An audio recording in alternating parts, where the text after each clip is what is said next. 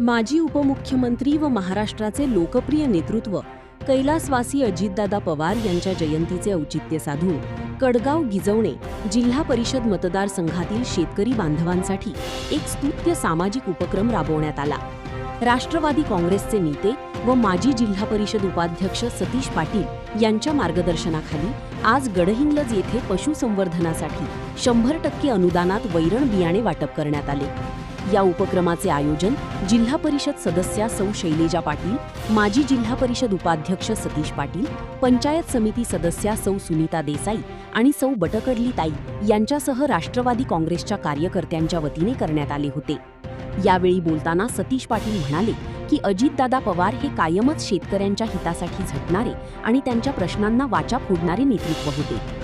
त्यांची शेतकऱ्यांप्रती असलेली निष्ठा आणि प्रेम लक्षात घेऊन त्यांना खऱ्या अर्थाने आदरांजली वाहण्यासाठी आम्ही या सामाजिक उपक्रमाचे आयोजन केले आहे।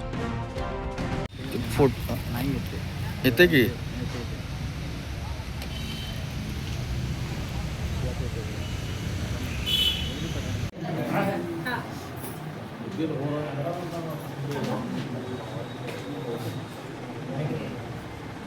आज उद्या होणाऱ्या अजित पवार साहेबांच्या जयंतीनिमित्त आज गिजवणे कडगाव जिल्हा परिषद मतदारसंघातील शेतकऱ्यांना पशु बियाण्याचे वाटप केलेले आहे। काय सांगाल याबाबत? जिल्हा परिषद व पंचायत समितीच्या माध्यमातून खऱ्या अर्थानं कैलासवासी अजितदादांची उद्या जयंती आहे आणि या जयंतीच्या निमित्तानं कोल्हापूर जिल्ह्यातल्या तमाम शेतकऱ्यांना एक अजितदादा हे शेतीनिष्ठ आणि शेतीवर प्रेम करणारे असं ते निश्चितपणे होते। शेतीवर सातत्यानं प्रेम करून शेतकऱ्यांना ज्या ज्या योजना शेताच्या बांधापर्यंत कशा पोहोचवता येतील हे त्यांचं ध्येय आणि उद्दिष्ट होतं।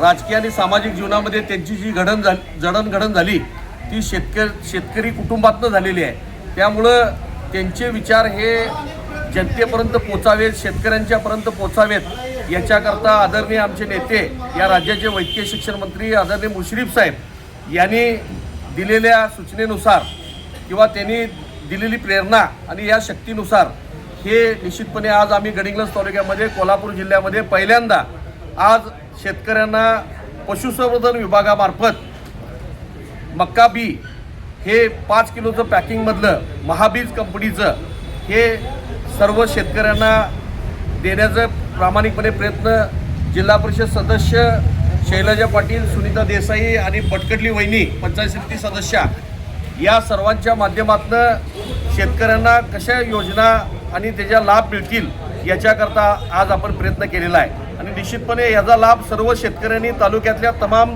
जिथं पशुसंवर्धन दवाखाना आहे, आता उदाहरणार्थ कडगावमध्ये आहे, कौलग्यामध्ये आहे, गडिंग्लजला आहे, हानिमनाळला आहे, हलकर्णीला आहे, नेसरीला आहे, इथं सुद्धा सर्व शेतकऱ्यांनी जाऊन तिथं आपलं 7/12 उतारा आणि आधार कार्ड देऊन त्यांनी तिथं लाभ त्यांनी सुद्धा घ्यावा, जेणेकरून अतिशय चांगला उपक्रम आपल्या पशुसंवर्धन विभागाने राबवलेला आहे आणि हे अजितदादांच्या जयंतीच्या औचित्य साधून हा खऱ्या अर्थानं एक शेतकऱ्यांना एक संदेश आहे की अजितदादांचे विचार जिवंत ठेवण्यासाठी अजितदादांचे खऱ्या अर्थानं शेतीवरचं प्रेम हे सगळं जिवंत ठेवण्याकरता हे भविष्यात आयुष्यभर अजितदादांचे विचार ही प्रेरणा शक्ती येणाऱ्या ह्या तरुण पिढीला सुद्धा मिळावी, शेतकऱ्याला मिळावी याच्याकरता हा उपक्रम राबवलेला आहे आणि ह्या सगळ्या या योजनेचा सर्व शेतकऱ्यांनी लाभ घ्यावा असं मी कळकळीची विनंती करतो आणि थांबतो। जय महाराष्ट्र। पशुसंवर्धन विभाग कोल्हापूर, पंचायत समिती गडिंग्लज यांच्या वतीनं आज